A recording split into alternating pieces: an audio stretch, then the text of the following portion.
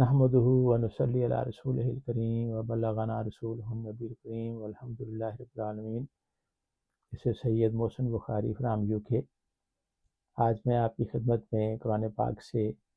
ایک معجزہ بیان کرنا چاہتا ہوں، جس کا تذکرہ اللہ تعالیٰ نے سورۃ قمر کی پہلی آیت میں کیا ہے۔ اس کا ترجمہ میں آپ کی خدمت میں پیش کرتا ہوں کہ اللہ تعالیٰ فرماتے ہیں کہ قیامت قریب آ گئی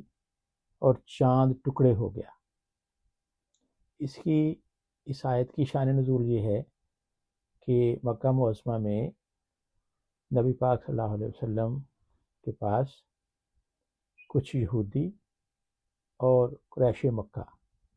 ان کو ابو جہل اپنے ساتھ لے کے نبی پاک صلی اللہ علیہ وسلم کے پاس آیا اور کہا کہ اے محمد صلی اللہ علیہ وآلہ وسلم، اگر آپ سچے نبی ہیں تو یہ جو چاند چمک رہا ہے اس کو 2 حصوں میں تقسیم کر دو۔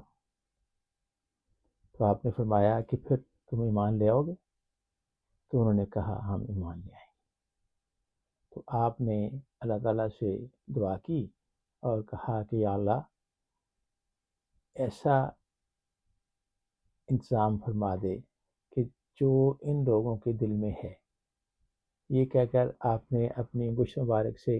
چاند کی طرف اشارہ کیا، اور چاند جو کہ کوہ ہرا کے درمیان تھا، تو وہ آدھا کوہ ہرا کے اس طرف چلا گیا اور آدھا حصہ اس کا کوہ ہرا کے اس طرف چلا گیا۔ تو اب جو وہاں صحابہ اکرام موجود تھے، ان کی تو خوشی کی انتہا نہ رہی، وہ تو سجدے میں گر گئے، اور وہ تو اتنے خوش اور اتنے مطمئن ہوئے کہ ہماری اور نبی پاک صلی اللہ علیہ وسلم کی وجہ سے ہماری بھی جیت ہو گئی۔ اب ان کے پاس بھی کوئی دلیل نہیں تھی رہ گئی، کیونکہ جو انہوں نے کہا وہی ہو گیا دیر اینڈ دین۔ اب انہوں نے کہا، ابو جہل نے خاص کر، کہ ہم نہ کہہ دے کہ یہ جادوگر ہے۔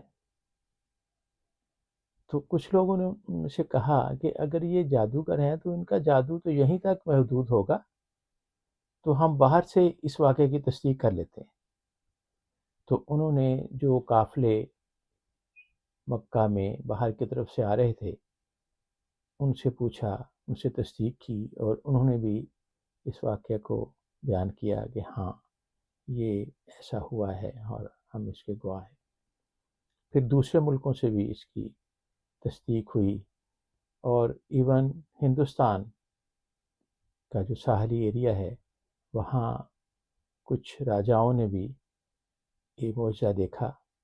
اور وہ اس کی تحقیق کرتے کرتے کرتے نبی پاک صلی اللہ علیہ وآلہ وسلم تک پہنچ گئے، اور جب انہوں نے دیکھا کہ یہ معجزہ